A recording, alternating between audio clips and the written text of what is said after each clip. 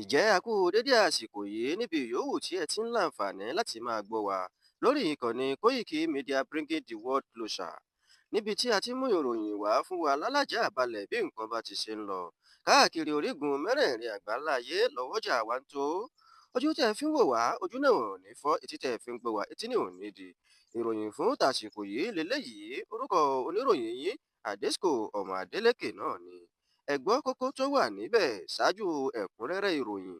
Tinubu rọ ọmọ Nàìjíríà láti gbàdúrà fáwọn olórí wọn bí ààrẹ ti ń kí àwọn Kìrìsìtẹ́nì kú ọdún Kérésìmesì. Ìfẹ̀hónúhàn bẹ́ sílẹ̀ ní Syria lẹ́yìn tí àwọn kan dáná sun igi ọdún Kérésìmesì. Sani Jésù Kristi, Ànábì Muhammed àti Èṣù. Ìfàyẹ̀mí Ẹlẹ́bùíbọn. Tó ká tó bọ́ sínú agbami ìròyìn, ẹ jẹ́ ká jọ sáré délé agbára. Koiki Media àwa là ń gbé tó lárugẹ. Ètò tó pọ̀jù ògbó Tiwa Money. Kásá ẹgbẹ́ polówó ọjà wa kájé bùgbà yín jẹ. Ètò tó pọ̀jù ògbó Tiwa Money. À ń gbé tó lárugẹ, à ń gbàsà lárugẹ. Ètò tó pọ̀jù ògbó Tiwa Money. News and sports ẹ máa rí gbọ́. Ètò tó pọ̀jù ògbó Tiwa Money. Ọmọ Ìjẹ̀bú alárẹ̀mí ló ní kí n máa ké tantan. Koiki Media ọ̀rọ̀ lágbájúmọ̀ mi o. Má bá ṣẹ̀rẹ̀ lọ o. Ọmọ Yorùbá nìyẹn, ọmọ Yorùbá tata o. À ń gbádùn rẹ, ọmọ Ìjẹ̀bú alárẹ̀mí. Ṣẹ́yìn lọ máa fi dìbò tẹ̀ mọ́lẹ̀ o. Ẹ̀yin lọ́mọ onígbò máa ń dé mádémádé. Ẹ̀yin lọ́mọ onígbò máa wọ̀ o. Igbó máa wọ̀ gbàjòjì ò gbọ́dọ̀ wọ. Àjòjì tó bá wọ bẹ̀ á tẹ̀lé ní ẹbọra.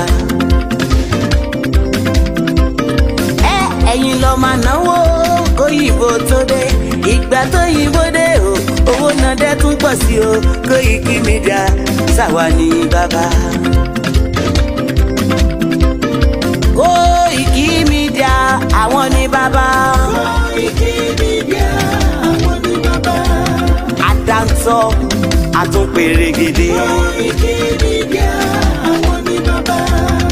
Ààrẹ Bọ́lá Ahmed Tinubu ti pè fún ìfẹ́ àti ìṣọ̀kan bí àwọn ọmọlẹ́yìn Kristi ṣe ń ṣe ọdún Kérésìmesì lórílẹ̀‐èdè Nàìjíríà àti káàkiri àgbáyé lónìí.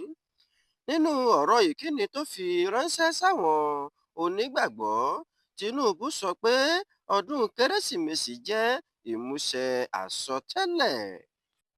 Ìfẹ̀hónúhàn ti bẹ́ sílẹ̀ ní Syria lẹ́yìn tí àwọn èèyàn kan dáná sun igi ọdún Kérésìmesì. Ìṣẹ̀lẹ̀ náà ti mú kí àwọn ènìyàn ilẹ̀ ọ̀hún ké sí ìjọba orílẹ̀-èdè náà láti dáàbò bo àwọn èèyàn kéréje tó jẹ́ ọmọlẹ́yìn Kristi níbẹ̀.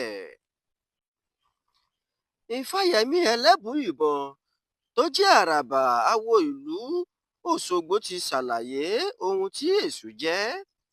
Ó ní Èṣù jẹ́ òrìṣà àti òjíṣẹ́ Olódùmarè, bí Jésù Kristi àti Muhammed ṣe jẹ́ òrìṣà àti òjíṣẹ́ fún Olódùmarè. Ìròyìn wa kò ní jù báyìí lọ fún ti àsìkò yìí. Ẹni tó ṣe àkójọpọ̀ rẹ̀ tó sì tún kà sí yín létí Adesco ọmọ Adeleke náà ni. Ǹjẹ́ títí di ìgbà tí a ó tún máa fún yín ní ìròyìn míì, orúkọ mi kò yí padà, Adesco. Pẹ̀lú ògo lọ́wọ́ Ọlọ́run Elédùmarè, bí ọdún 2024 bó ṣe ń parí lọ yìí, ẹ̀mí èmi àtẹnìkọ̀ọ̀kan wa kò ní bọ́ sọnù láṣẹ Èdùmàrè, àṣẹ. Koiki Media àwọn ní bàbá. Koiki Media àwọn ní bàbá. Àdáńtọ́ àtúnpèrègèdè. Koiki Media àwọn ní bàbá. Àwa là ń gbé tó lárugẹ, jẹ́ ká jọ gbọ́ o.